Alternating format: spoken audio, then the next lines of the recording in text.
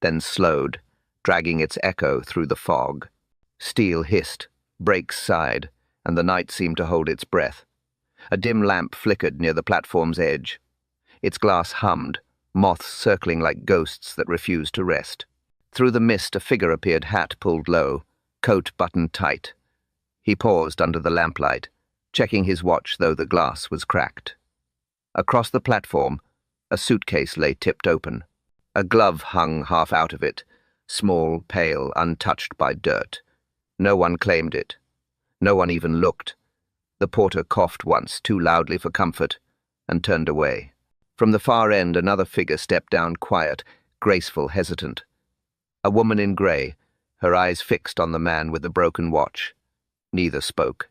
They only stood in the hum of steam, the space between them heavy with something unspoken. The whistle blew again, shorter this time.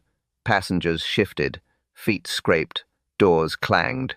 But the woman didn't move, and when the train pulled away, its sound swallowed by the fog, only her shadow remained. The lamplight steadied for a moment, then flickered out. On the wooden bench nearby, something gleamed faintly in the mist, a small silver locket, open, its chain twisted. Inside, a face blurred with moisture.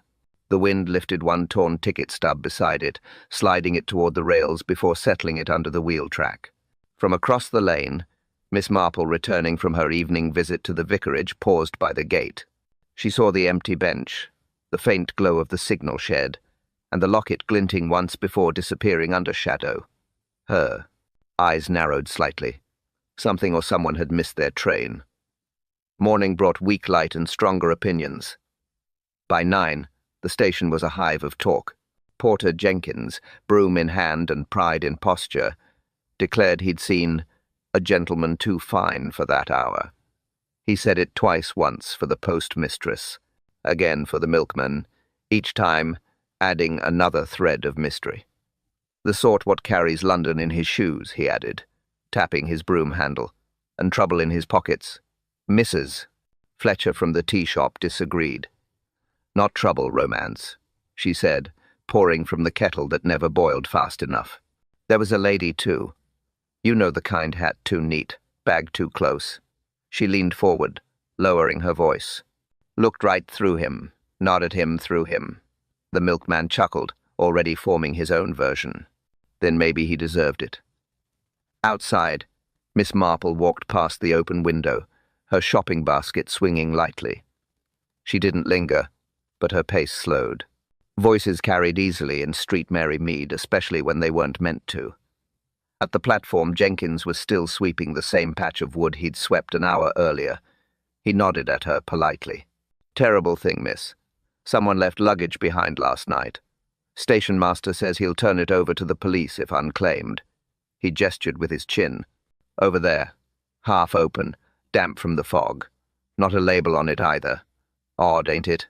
Marple looked briefly where he pointed just enough to notice a scrap of fabric caught under the handle. Pale grey wool. Torn. She said only, odd indeed, and moved on. At the grocer's, Mrs. Dracott was already retelling the tale, now with a scream added for seasoning. Said the porter heard it. She told anyone within range. Faint, like wind crying through the hedge. A woman's voice, surely. Her husband sighed. Or a kettle, dear. We've been fooled by steam before. Mrs. Dracott ignored him. It's always steam until it's blood, she whispered dramatically. Miss Marple accepted her sugar ration with a kind smile. People were so certain when they didn't know, so certain when it was safe to be.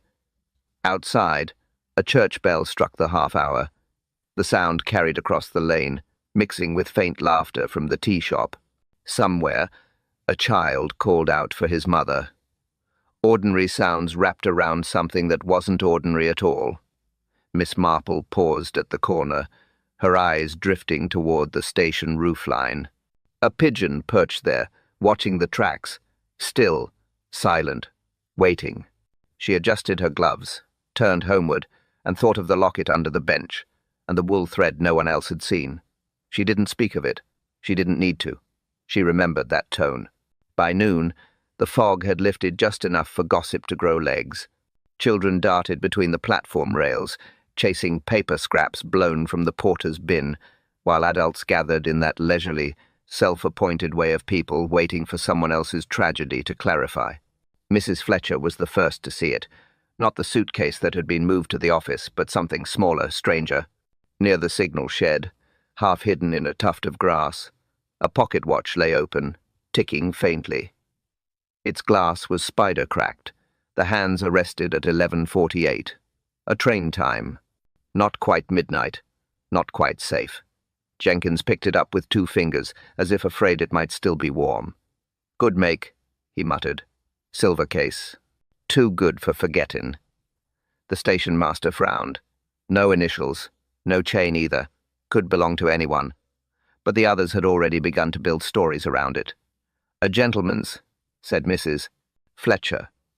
"Or a thief's," added the postmistress, who disliked all men who carried watches finer than her husband's. "Dropped in a hurry," guessed the milkman. "Hurry, or struggle." Miss Marple stood a little apart, her hands folded neatly over her gloves. She didn't step forward. She only watched how they looked at it. The small object suddenly transformed into evidence, each eye seeing its own fear reflected in the crack of glass. The inspector hadn't yet arrived, but the performance had begun without him. Voices layered. Speculations bloomed. One woman insisted the watch had stopped at the exact moment of death. Another argued it had been planted to mislead. Jenkins, proud of his discovery, suggested perhaps the owner had fainted. "No one faints like that," the postmistress snapped. Miss Marple's gaze drifted from the watch to the wood beneath it. A faint smear of dark polish crossed the edge of the platform, shaped like a shoe sole that had slipped sideways. Beside it, a thread, not grey this time, but red, clung to the wood grain, barely visible unless the sun caught it just so. She bent slightly, as if admiring the porter's sweeping, and brushed her fingertip along the mark. Dust. And something else. Perfume, faint, too delicate for a station morning. Jasmine again. She straightened quietly. "Odd that such a fine watch should stop here," Jenkins said, still holding it. Miss Marple smiled mildly. "Perhaps it didn't stop," she said. "Perhaps it waited." The group blinked at her, unsure whether to laugh. She gave no further explanation. Instead, she glanced toward the far end of the platform, where a notice board leaned crookedly against the wall. Someone had tacked a new schedule there that morning, trains listed, times precise. But one was crossed out in pencil, the 11:50. The crowd followed her eyes but saw nothing unusual.